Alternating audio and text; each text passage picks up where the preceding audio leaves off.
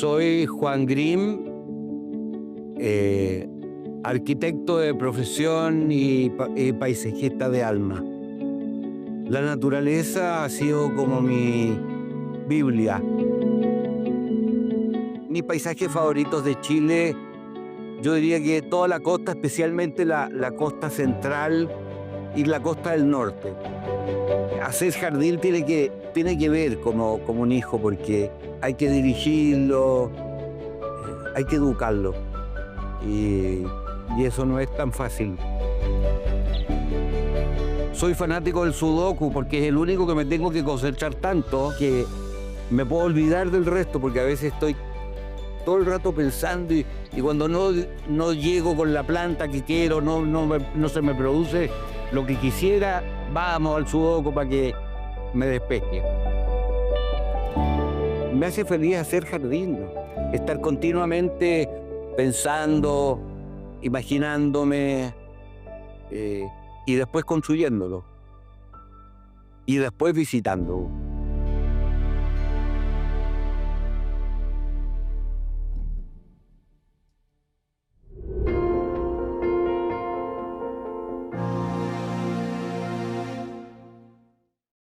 Bueno, Juan, muchísimas gracias por recibirnos en tu departamento aquí en Santiago para iniciar una conversación con quien, alguno podrá decir otra cosa, siempre alguien tiene su favorito, pero eres un referente dentro del paisajismo, no solamente en Chile, sino que en América Latina.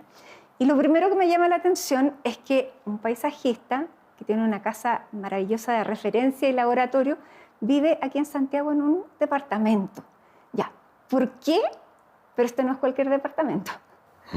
Gracias por recibirnos acá también. Bueno, muchas gracias. Mira, la historia de este departamento, porque yo en mi vida he construido varios edificios. Y cuando tocó la oportunidad de este edificio, lo estábamos diseñando y llegamos arriba donde el edificio por norma de la municipalidad había que encostarse. Entonces el último departamento para un piso quedaba chico y el último ya más chico. Entonces dije, yo voy a fundir esos dos pisos y me voy a hacer el departamento para mí, que mire el dormitorio al club de golf y que mire. Y ese resultado estoy hace 32 años aquí, ya, desde que se hizo el edificio. Porque tiene una tremenda vista al club de golf. O sea, y eso era porque yo quería, porque sabía que estaba el club de golf, obviamente la obra de Oscar Prager. Entonces, para mí estar mirando ese jardín era un regalo, la verdad. ¿No podría no tener una vista como esta? Me costaría. O sea, me costaría tener otra vista que no sea esta. Sí. Que no fuera naturaleza. Que no fuera naturaleza, de todas maneras. Porque tú, desde chico, tú eres arquitecto, primero dices arquitecto, siempre paisajista. Sí. Pero tú naciste con esta sensibilidad. Sí. De chico. Sí. ¿Cuándo tú empezaste a entender que te gustaba más explorar el paisaje que jugar a un partido de fútbol? Claro, lo que pasa es que uno de chico no es consciente, pero sí me alejaba de ciertas actividades que tenían los niños de mi edad. Ahí yo me encontraba raro. Me encontraba raro porque en el cuaderno de matemáticas, cuando tenía 7 años, nos hacían pintar así como figuras siguiendo, y todo lo pintaban plano y se salían del borde, y yo hacía el borde más oscuro y me parecía más interesante. Entonces desde ahí empecé a notar que yo tenía diferencias. Mis compañeros me pedían que le hiciera los dibujos. Ahí, que el lado artístico por ahí iba. Ya, y además jugando creabas ciudades. O sea, en un huerto para ti podía ser una ciudad fantástica. Sí, pero partí con mis hermanos, porque todos jugábamos, éramos muchos hermanos. 7 hermanos. 6. Entonces, y una mujer y 5 hermanos. Entonces, ellos jugábamos los autitos, pero a mí no me gustaba el autito, me gustaba crear. Entonces hacía volcanes, lagunas y así. Pero era un intento de paisajismo, estaba haciendo paisaje. Ya, pero siempre tú tuviste claro que tú querías crear. Sí. y por eso elegiste arquitectura. Partiste por arquitectura porque era lo, digamos, el Mira, camino... no exactamente. Yo, fíjate que mi primera prioridad, lo que, así de aquí, de pecho, de corazón, yo quería estudiar arte. O sea, para mí la felicidad cuando estaba en el colegio era si quedaba en el Bellas Artes. Pero quedé en Arquitectura de Valparaíso, no así en la Católica de Santiago, porque la Católica de Valparaíso era una escuela especial. Y quedé entre los 2 primeros, entre los 3 primeros. Bueno, y está Ritoque, o sea... Y está Ritoque. Entonces de ahí fue, o sea, tenía que estudiar eso. Y Ya. por eso se dio. ¿Y nunca estudiaste paisajismo? No, nunca estudié paisajismo. Pero todo se da en la vida y es muy curioso. El primer año, el profesor, que me perdone, pero no se me olvidó, ya me voy a acordar. En el primer proyecto me dice, esto no es arquitectura, esto es otra cosa. Y yo hacía una plaza y ponía árboles, armando el espacio con troncos de árboles y haciendo ventanas. Entonces estaba haciendo paisajismo inconscientemente. Y así se fue dando hasta que llegó la Esme Cromi, gran amiga mía, llegó a Inglaterra, se instaló aquí y ella me hacía un curso con ella. Y ella me tomó y me llevó a hacer clases en la Universidad de Chile. De paisajismo. De paisajismo. Un curso de composición, que fue muy criticado, que llegaba a la escuela de allá de Cerrillo y hacía unos trabajos del espacio con lanas, con papeles plateados, para que empezaran a entender el espacio. Y me acusaron algunos profesores a la directiva diciendo que lo que yo estaba enseñando no era paisajismo. Esto era un loco que venía a hacer unos trabajos. Bueno, pero eso cambió y fue cambiando hasta el punto que hice taller de paisajismo. Les empecé a enseñar paisajismo y yo no había hecho ningún jardín. O sea, sabía ya cómo era la cosa. Bueno, porque hay que tener una sensibilidad. Claro, sí, y un orden en la naturaleza que descubría y que... ¿Y cuándo dejaste la arquitectura, digamos, del diseño de una estructura a dedicarte al diseño del paisaje? Cuando empezó a llegar el trabajo de paisajismo, muchos y muchos y muchos. Más que de arquitecto. Pero mucho más. Yo he hecho más de 700 jardines. He realizado. Y todos los jardines los he puesto planta por planta. O sea, son millones y millones de plantas que yo con mi brazo las he puesto. Entonces ya o sea, hay tierra en las uñas. O sea, no es que tú diseñes y que no... No, linda, yo me voy, ahora me toca ir en pleno enero con 35 grados a estar a pleno sol con un palo sí, y en invierno, sí. Ya, no es de diseño de computador. No, y yo dibujo en el jardín, o sea, con tizas y qué sé yo.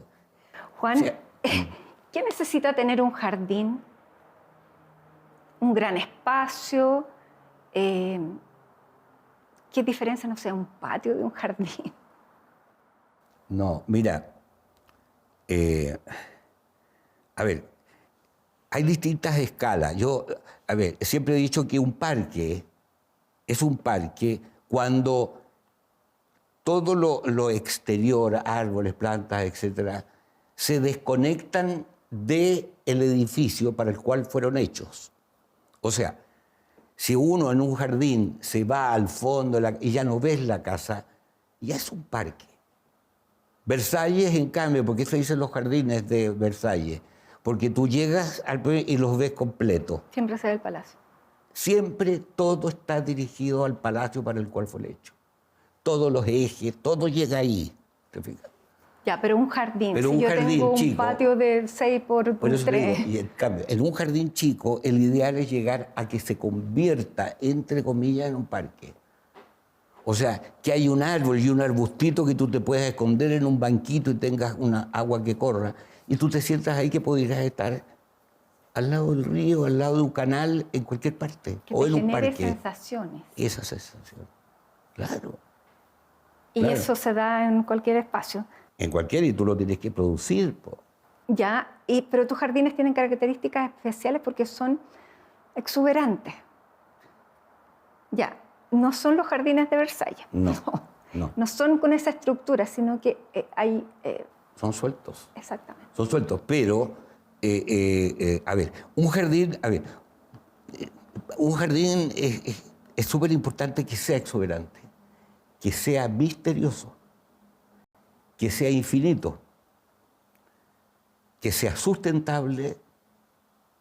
Son 5. Que ya contó, y lo escribí en el libro porque me parecía que eso debería tener, bueno, pero básicamente eso. Misterio, fundamental. O sea, un jardín, pongamos el caso de un jardín típico de una casa de 500 metros, en mi época era poner pasto al medio y ligustrinas en los... Alrededor, ¿no es cierto? Una cosa podada alrededor. Pero eso tú sales del living o del comedor o del dormitorio y ves un cuadrado de pasto y nada más. Entonces, si tú haces eso mismo, lleno de rincones, que no vea, puedes hacer un jardín hermoso. Los jardines de maceteros son maravillosos. Y ese es el jardín chileno. El chileno que tiene jardín es colección de maceteros. El lavatorio, una plancha por aquí, el neumático por acá, qué sé yo. Es el verdadero del pueblo de Chile.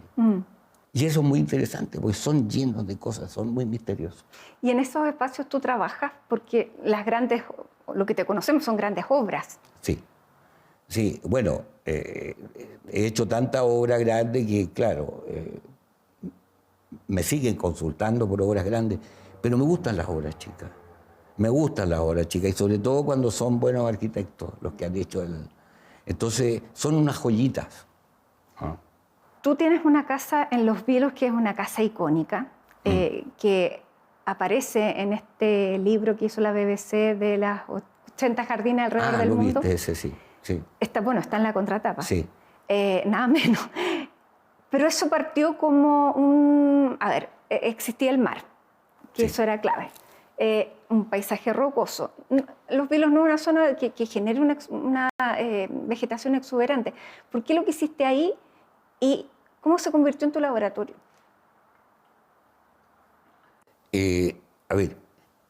Esa zona donde está mi casa es una zona que es muy única y comprende desde, yo diría, desde los Molles hasta Los Vilos. Ese tramo tiene una vegetación que ha perdurado con los años, muy única. ¿Ya? Y es una vegetación muy exuberante, con los lúcumos, con las bahías, con los chaguales, con los... O sea, es una vegetación que se ha ido, por supuesto, manteniendo porque no se ha hecho nada. Eso debiera ser parque nacional. En cualquier país del mundo civilizado, eso es un ecosistema que debería preservarse tal cual. Entonces, mi casa está ahí, en esa zona. Y entonces, todo está inspirado o sacado de lo que yo he visto en zonas más pobladas con vegetación, como en mi casa. Entonces, mi trabajo ha sido, aunque tengo muchas exóticas, porque no las conocía, pero con los años he ido cambiando y convirtiéndolo en algo mucho más nativo. Entonces, ¿Eres de incorporar muchas, digamos, especies que no se dan acá o prefieres trabajar con las plantas nativas? No, es que cuando yo comencé, hace 30 años también, a hacer mi jardín, no conocía las plantas nativas, cómo se desarrollaban. Entonces yo tengo que saber cómo va a crecer, cómo se va a comportar, se va a morir, va a vivir 10 años, va a vivir 1. Entonces empecé con plantas exóticas que sabía cómo se comportaban, pero después las fui como cambiando. Y por eso un laboratorio. Vino un temporal y tenía pinos de 20 años y en un temporal los echó al suelo. Nunca más pinos, porque no corresponde. Entonces, en esa medida fue un laboratorio. Claro. Y el cambio climático está exigiendo que ese laboratorio se vaya actualizando. Exactamente, exacto. Porque, bueno, tenemos viñas en Chiloé, tenemos cosas que antes era imposible pensar. Claro. Y una duda, el pasto. Santiago nunca tuvo pasto, ¿no es cierto? No, porque el pasto... A ver, si tú visualizas en el sur de Chile, si no hay nada, hay pasto, porque crece por la lluvia. En Inglaterra igual, son lomas de pasto. Pero aquí nunca existió. O sea, el pasto aquí sale y después en verano, en esta época, o sea, ya en octubre, noviembre, muere hasta abril con las primeras lluvias. Entonces... ¿Y el pasto que vino porque quisimos emular los jardines ingleses? Muy, bueno, y son para jugar, o sea, la pichanga, entonces... ¿Te mueres cuando veo un pasto sintético? Sí. Porque hay municipios que lo han Prefiero las puesto. gravas, prefiero otra cosa. Sí. Prefiero que sea natural. No, eso es como tapizar la tierra, es una cosa que va contra toda mi... Sí. Ahora, en este ejercicio y esta necesidad de adaptación, claro, hay que ir cambiando las especies y Santiago ciertamente que necesita un cambio y hay muchas zonas donde esta transformación se está produciendo. Sí, sí. ¿Cuál es el desafío para ti? Mira, a ver, tú te refieres... ¿Cómo te desafía a ti, claro? La ciudad. Ya. Mira, yo creo que mi labor es pelear por la arborización de las calles. O sea, para mí es fundamental la arborización y que sean continuas. Yo hablaba con gente de la municipalidad, me acuerdo de esta calle, y decía, pero en una cuadra hay 5 especies. ¿Ah? Si la lectura linda es que sea todo igual para que pase por un túnel o una catedral o qué sé yo. Y que ese lugar tenga, o calles de jacarandá, que se pone todo el suelo azul. Eso es lo que hace falta. Bueno, y no hay diseño urbanístico, no, paisajístico. No, y poda. Y Chilectra es el que los poda. Tú vas a Londres y son esculturas los plátanos como los podan. Y aquí viene Chilectra y está todo el árbol para allá porque pasó el cable por aquí, ¿te fijas? Entonces, eso falta mucho. ¿Cuáles son los cambios más evidentes que estás viendo por el cambio climático en el territorio chileno? Mira, la sequía. La sequía la noto, bueno, yo viajo prácticamente toda la semana o muy seguido a Los Vilos y en ese tramo, que es el que más ha sufrido nuestro país, ahí se nota, oyéndose la cordillera, es penoso. Y ahí, no sé. Ahora se recuperó la laguna Culeo, que yo ahí dije, esto ya va en forma. Pero se ha recuperado. No sé si es un proceso que va a tener fin o no. Si es un ciclo que se va a revertir, Dios quiera. Pero francamente vamos atrás. En retroceso. Sí. Y eso, por ejemplo, cuando en la zona central, aquí en la ciudad, alguien te pide un jardín, ¿qué pasa con el pasto si el pasto no...? No, es que el pasto hay que prácticamente eliminarlo. Lo mínimo, lo mínimo. Acabo de hacer un jardín, hay que terminar un jardín en Punta Pite, una casa chica, un jardín chico. Pero igual tiene para que hayan dos tumboncitas para atenderse después de la piscina. Pero el resto... ¿Y qué se está introduciendo ahora? ¿Ah? ¿Qué están poniendo ahora? No, yo pongo plantas, cubresuelo y muchos recorridos para vivir el jardín. Asientos, no sé. Pero el pasto, no. Para ahorro de agua, ¿qué es lo esencial en materia de vegetación? Bueno, ocupar las plantas autóctonas. O sea, eso es básico. Un quillay, si no tiene agua en el verano, si está bien regado, aguanta el verano. Y así los arbustos, las coliguayas, los pimientos. Los pebos no les gusta el agua, pero hay muchas plantas. No sé, los molles, etc. Entonces, hay muchas plantas. Yo estoy haciendo ahora un jardín, como te decía, en Panquehue, en San Felipe. Muchas hectáreas tiene y la gran mayoría de los árboles son quillayes. O sea, hay árboles importantes como unos jacarandá, como encino, pero lo que predomina son los molles, los quillayes. Plantas que, de ¿cómo se llama?, de Marruecos, por ahí, que tienen el clima nuestro. ¿Qué te pasa cuando ves palmeras en la capital? Mira, yo no tengo nada contra las palmeras. Amo la palmera chilena, pero de partida la que más quiero es una palmera que crece en ciertas circunstancias que de partida no crecen en fila.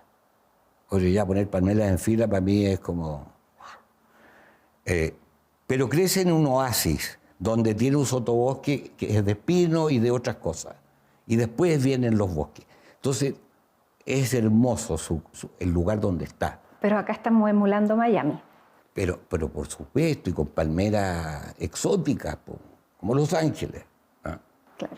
Entonces, por ejemplo, en la avenida Kennedy, que yo subo, que voy un poco cada vez que subo a los jardines, haber puesto palmeras en la mitad, ¿no? Así, en fila todavía. Cuando al frente tenemos la cordillera, claro, los árboles grandes enmarcan y habría sido muy lindo tener siempre la cordillera, ahí las palmeras. ¿Qué hubieras puesto tú? Nada. Nada. Nada, porque queden los arbustos blancos abajo y plátanos orientales y con la perspectiva del infinito. Ya, plátano oriental. Yo sé que les encanta plantar plátanos orientales y los alérgicos sufrimos. ¿Qué dices tú de...? No, yo creo que... de esta fobia al plátano oriental. Como te decía, es un síntoma muy poco tiempo en el año. O sea, son 15, 20 días. Ya. Costo-beneficio es mayor. Sí, exactamente. Pero ahí yo te pongo la contraparte. Hay montones de pastos, festucas, o sea, semillas, polen, que producen más alergia incluso. Entonces los pobres plátanos orientales tienen una fama que no conozco. Fama horrible. Entonces uno va a Italia, a Francia, a España, Mendoza, para que te digo, todo Mendoza es plátano oriental. Entonces, ¿qué les pasa? Nosotros hemos tenido Pedro Valdivia y Lyon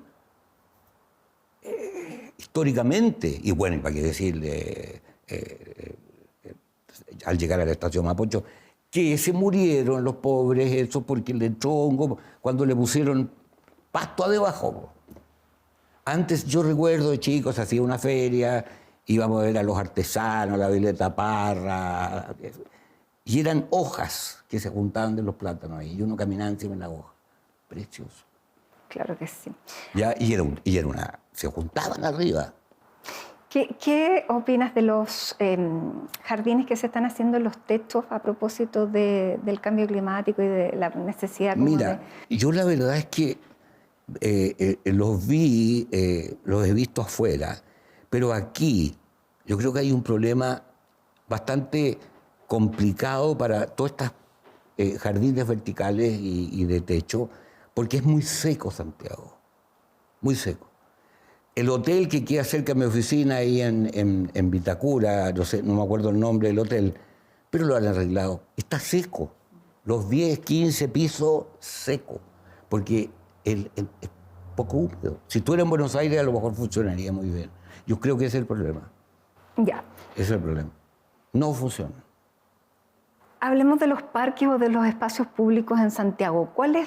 ¿Qué es lo que tú rescatarías de Santiago? Como espacio público, sí.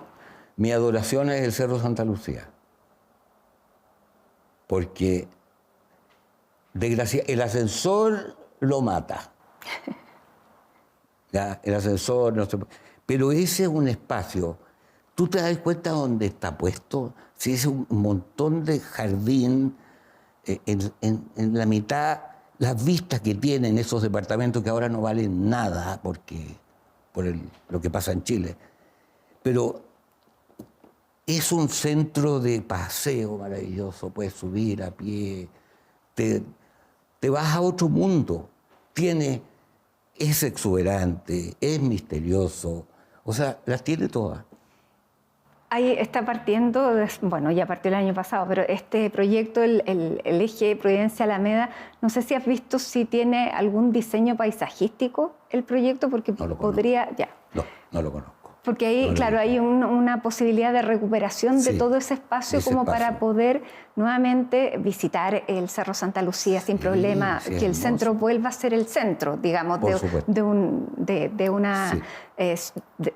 sea la capital, en el centro el que se habite y el que no se huya del centro, como ha sido siempre. Claro. Y el otro que me gusta, que está en estado también más o menos, el Parque Providencia de Oscar Prager. Ya, ese siempre te gustó, pero te gustó en su inicio.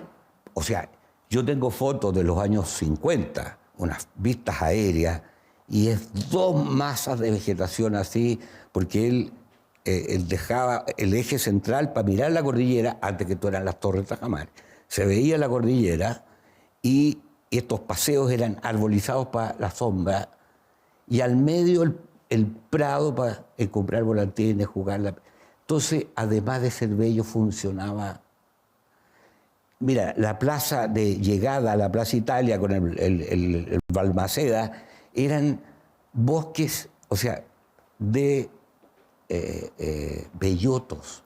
El belloto de la zona central es el árbol más alto que hay. Antes queda uno por aquí. Quedan los alcornoques. Alcornoques quedan. Sí. Quedan bastante. Y algunos, no se quedan árboles, por supuesto.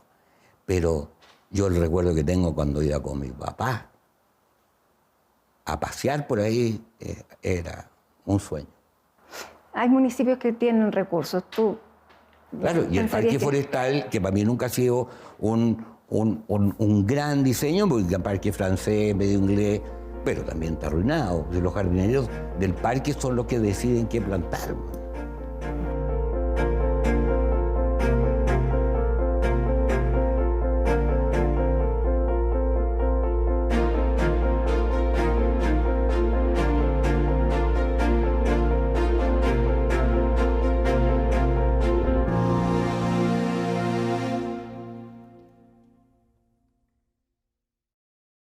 Electric Mind es una serie de conferencias que impulsa el desarrollo de la industria hacia una nueva forma de pensar, colaborar y adoptar tecnologías innovadoras. Electric Mind es la plataforma global para unirse al viaje de la industria minera hacia un futuro con 0 emisiones netas. Este evento tendrá lugar en Santiago en mayo de 2025. Electric Mind is helping us every single year to keep in touch with the rest of the industry. Coming to Electric Mind is something that's very, very important for us, and we're going to keep doing it over the next few years as well. Sé parte de la solución. Escanea este código QR y accede a la reserva anticipada con descuento de Electric Mind 2025. Acceder es convertir lo exclusivo en parte de tu realidad. Acceder no es solo un acto, es una actitud. Es tomar el control de tu futuro, sumándose a un grupo que se atreve a transformar el presente, que conecta con proyectos inmobiliarios de alta calidad en Estados Unidos, creando un portafolio diversificado. Gracias a nuestra tecnología, en Webuild hacemos posible lo que antes parecía un sueño lejano. Inversiones exclusivas solo a un clic de distancia. Inversionistas individuales, family offices y empresas de más de 18 países ya invierten con nosotros. Visítanos en webuild.io y comienza a invertir en forma personalizada, global y con menores fees.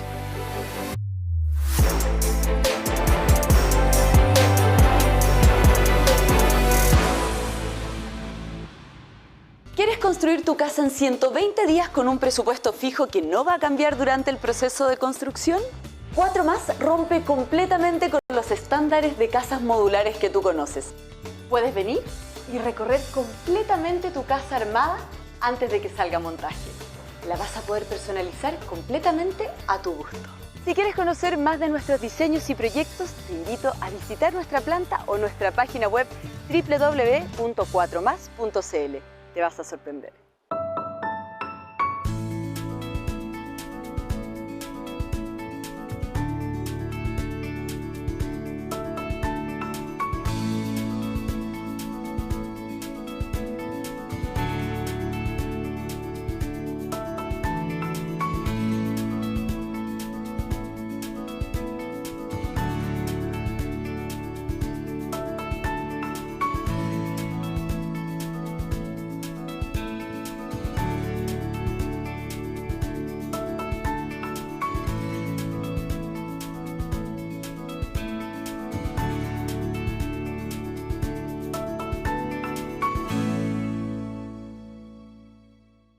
La minería es clave para la movilidad sostenible. Hoy los minerales son fundamentales para hacer frente al cambio climático en las nuevas fuentes de movilidad, como los autos eléctricos. Pero, ¿qué minerales encontramos en estos vehículos y para qué sirven?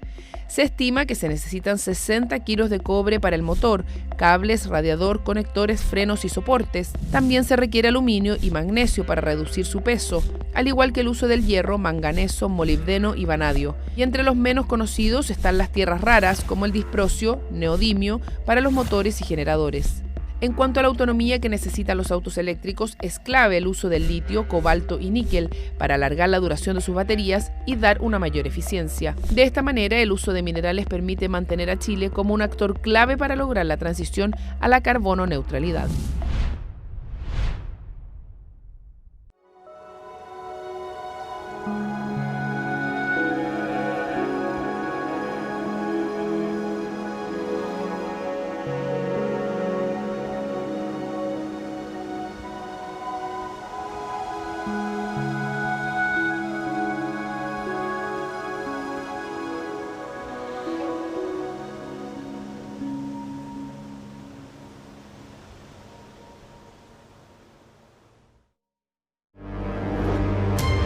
Lunes, Tolerancia Cero, el programa de conversación y debate político más emblemático de la televisión chilena. Acompaña a nuestras y nuestros panelistas en la discusión de la contingencia. Lunes, 20:30 horas, Tolerancia Cero, marcando la agenda. CNN Chile, siempre.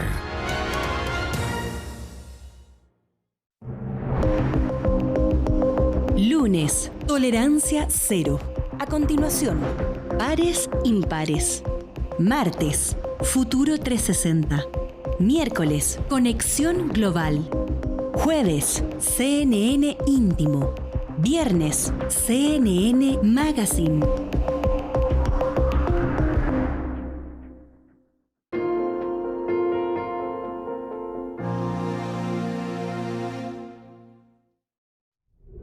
Cuando tú te enfrentas a un proyecto que te llaman, ¿cuál es tu relación con la persona que te hace ese encargo? Porque un jardín cuando se diseña es porque tú estás pensando a futuro. Pero también un jardín tiene otras características que dependen de la zona, que dependen también del paisajista.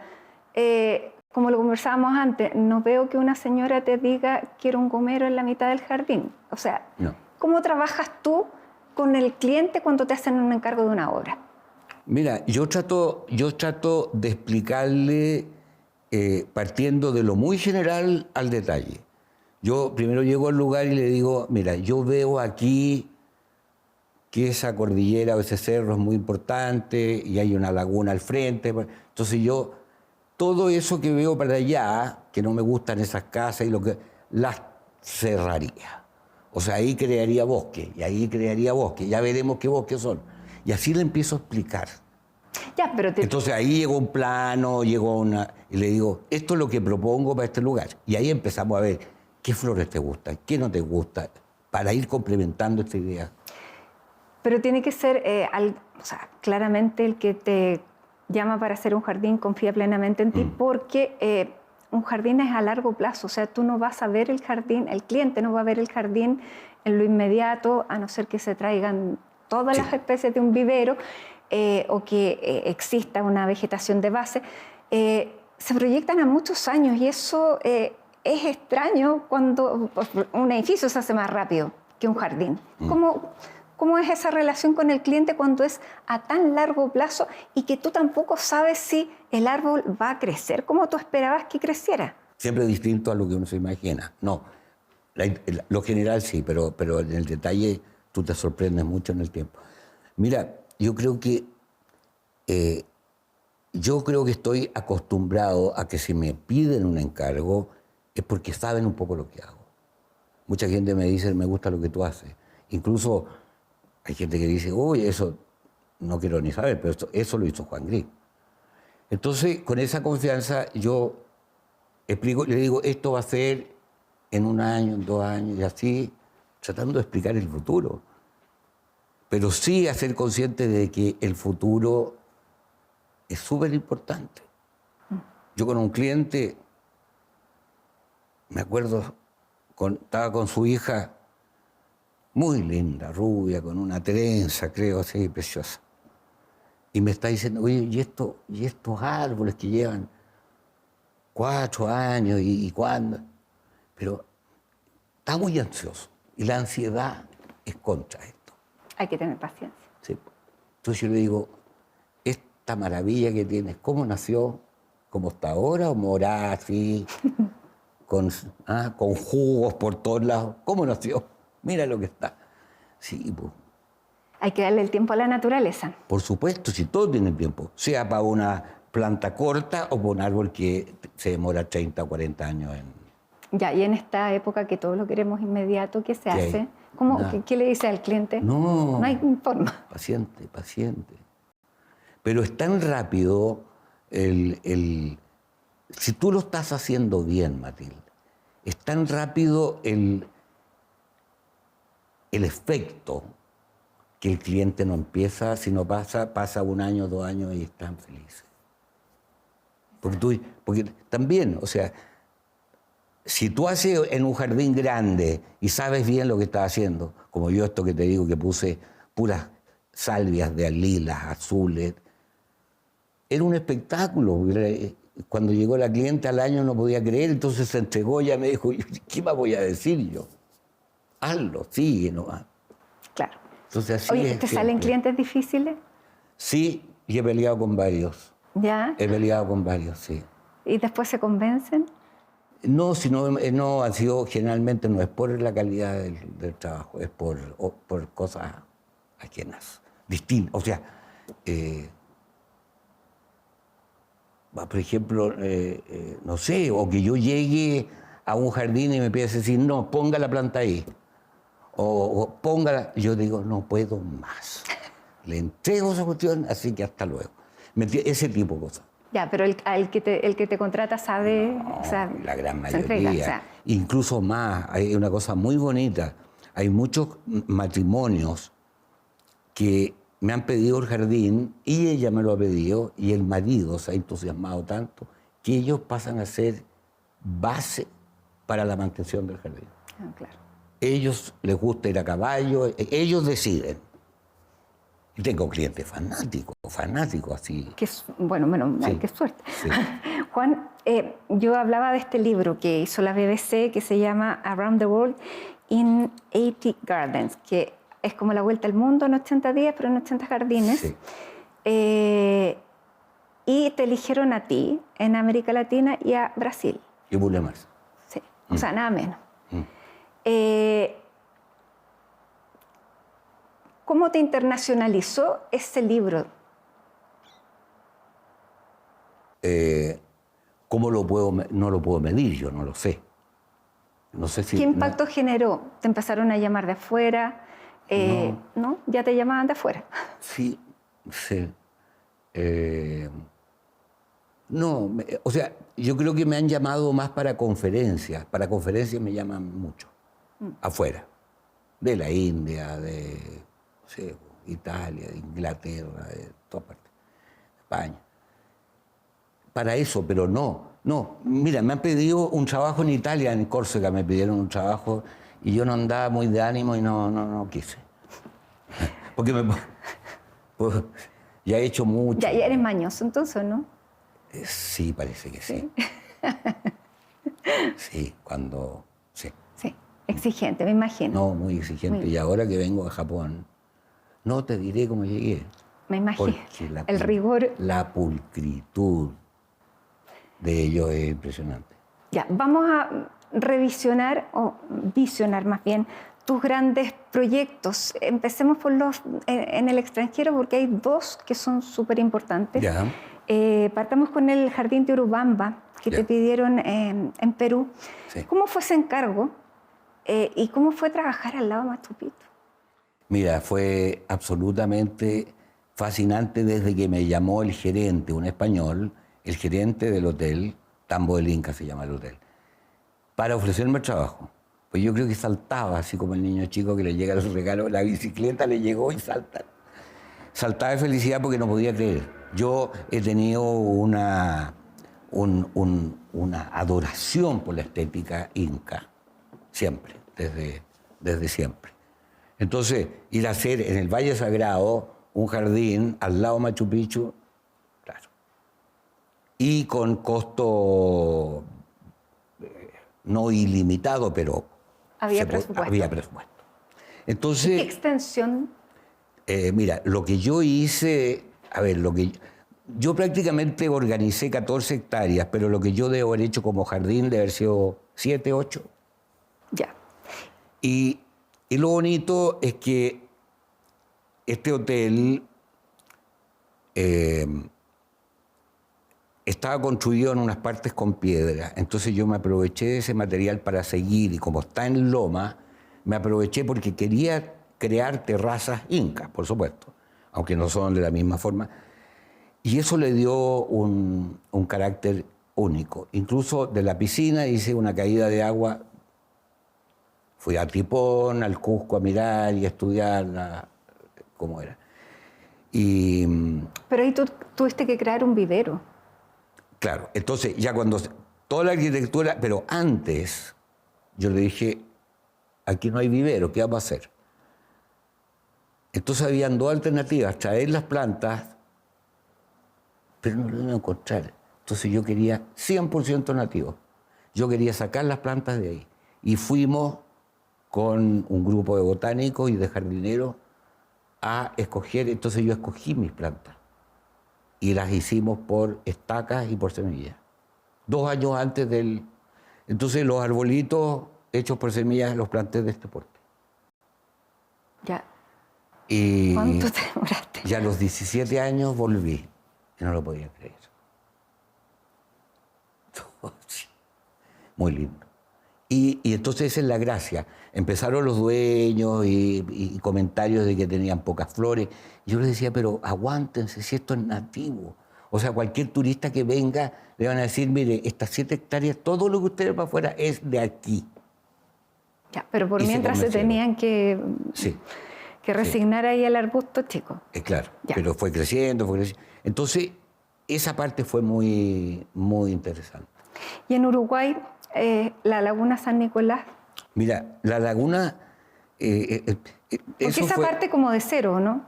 Sí, casi de cero, porque tenían una laguna, los dueños, que trabajaban con Nicolás, que era ingeniero agrónomo y se dedicaba a plantar, a trasplantar, con una técnica muy buena. Entonces él siguió plantando, armando este parque, y yo le digo, hay que cambiar la forma de la laguna, la que había. Entonces hice 2 lagunas más y hice un jardín de 30 hectáreas, cambiando los árboles y cambiándolo todo. Entonces eso, y como tenían árboles grandes y ya crecidos, encontré una cantera de rocas al lado y llevé unas grúas y tiré rocas. Entonces se armó como un paisaje muy característico de Uruguay. O sea, es un jardín de uruguayes. Eso es a nivel internacional, pero aquí en Chile tú has creado jardines icónicos, hay que elegir algunos. Partamos por el Jardín Transoceánica, porque ese tiene particularidades importantes, porque ya te presenta el desafío de la transformación y la sequía que estamos viendo en Santiago. ¿Qué hiciste ahí? Bueno, lo que hice ahí, bueno, es súper importante que hay una laguna, o hay aguas, 2 lagunas que está apoyado el edificio sobre eso, y esas aguas se ocupan para los baños y para la refrigeración del edificio. O sea, ya es un edificio ecológico sustentable. Y por otro lado, se me encargó mucho que la vegetación, que no fuera de alto costo de riego. Entonces las especies que se pusieron son de bajo consumo. Me equivoqué pensando, no sé de dónde, me equivoqué que puse unos, no se me olvida, de flor amarilla, los mayu, que es un arbusto que necesita agua. Entonces esos están así, se van a sacar, pero todo lo que se ha puesto ahí son de una vegetación. Y este jardín era parte de un total que seguimos construyendo, porque parte de un total que se llama... se me fue el nombre. Pero bueno, que comprende un parque que no se ha hecho. Y entonces lo bonito es que no termina, sino que ese jardín va a seguir entre otros edificios a futuro. Ya, ese es uno. El templo Bahá'í. Ahí también existe un jardín que además es público, y ese es una característica, o sea, ese es un regalo a la ciudad. Sí, por supuesto. Y fue muy interesante este trabajo porque tuve un contacto muy largo con el arquitecto. Siamak Hariri. Él ganó el concurso entre 180 oficinas del mundo que participaron. O sea, el proyecto de Siamak es alucinante. O sea, tiene dos capas una capa de vidrio y después viene una capa de... Iba a ser de alabastro, pero no pudo porque se quebraba por los temblores. Entonces es una capa de mármol transparente. Entonces lo que pasa adentro es como estar debajo de un árbol. Esa es un poco la idea del templo. Y su forma, pues, bueno, por la religión tiene que tener 9 caras y tiene que tener 9 fuentes de agua y 9 caminos que salen de él. Entonces ese fue el desafío, cómo integraba estos caminos. Y eso ya fue muy lindo, porque yo saco los caminos, los 8 caminos, y estando en el lugar siente como que se van a la cordillera y se pierden en la cordillera. El templo tenía que estar relacionado con la cordillera. Y tenía que ser la cordillera de los Andes, por eso, y tenía que estar en Chile.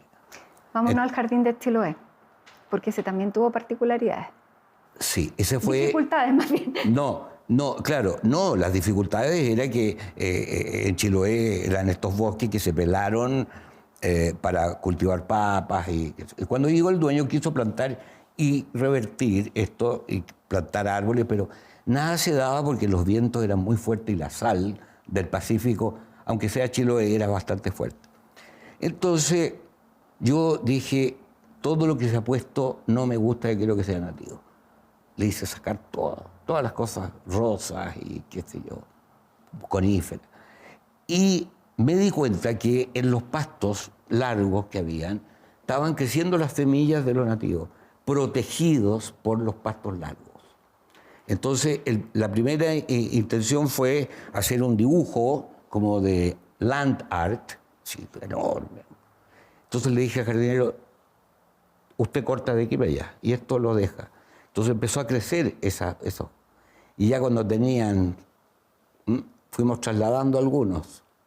Y ahí se empezaron a ayudar, y ahí se creó el bosque, y el bosque nació. Entonces yo le decía al dueño, lo lindo sería, cómo se completaría esto en imagen para entenderlo, que nuevamente se fuera a cerrar solo. Que fuera cada vez quitándole, y de esta manera lográramos la selva como fue original.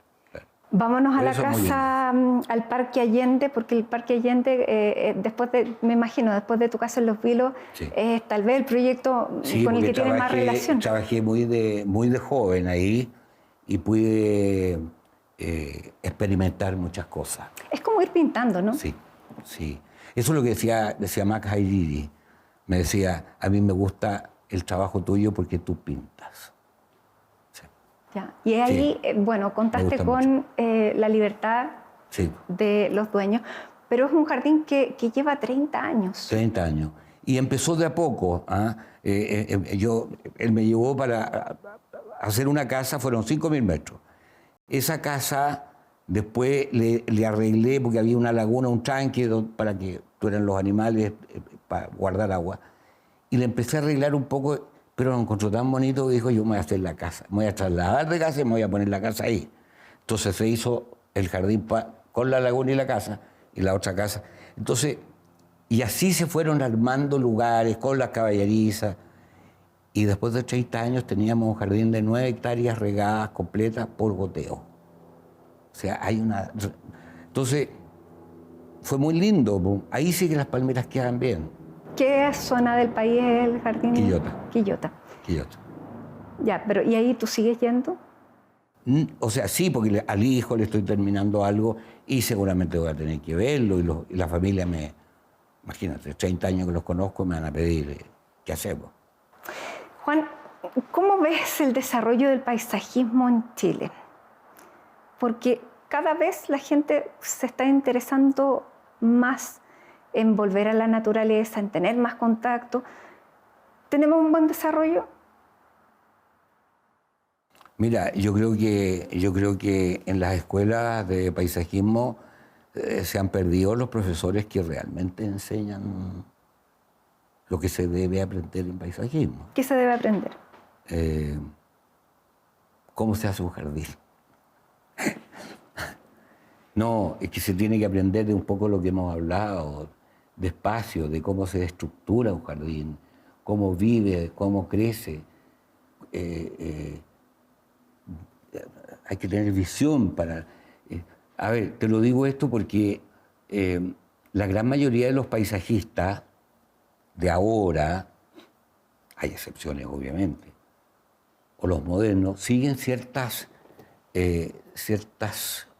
moda o recetas. Por ejemplo, no sé, hay un inglés, Pete Rudolph, que es el que hizo en Nueva York la cosa elevada de los trenes, el Highland. Sí. Pero él maneja una cosa de pastos, de flores. Y para los paisajistas de ahora ese es como bueno, muchas flores, esto es lo que están haciendo en Providencia de partida. Entonces no sé si realmente a la larga va a ser barato hacer eso, porque va a compensarlo, no lo sé. Pero eso no es hacer paisajismo. Paisajismo es más que eso. Entonces, escuelas donde hayan maestros de paisajismo no existe. Hay que ser buen profesor para enseñar paisajismo. Y eso es lo que está fallando. Juan, ¿qué te ha enseñado la naturaleza en todos estos años? Que la naturaleza tiene un orden y no se puede cambiar. Eso es lo que me enseña. Un río corre de un lado para otro y lo que produce un río torrentoso es distinto a lo que produce un río plano, lo que produce un río... O sea, en eso está todo, es leer. O sea, yo cuando planto un cerro, nunca planto, o sea, si esta es una ladera, yo nunca voy a plantar, si planto la misma especie, así, como así, nunca crece. El árbol, o un árbol o una planta, si está aquí en una ladera, crece porque sus semillas caen para abajo. Entonces, tú ves que la vegetación en los cerros es así, es así. Esa es una lectura de la naturaleza. ¿Y a ti así, como persona te ha enseñado a tener más paciencia? Sí, porque yo he sido muy ansioso también. Porque eso, ¿cómo convives con el ritmo de la naturaleza, no? Es terrible, claro. De repente estoy trabajando y me baja la ansiedad y tengo que ya calmar. Sí.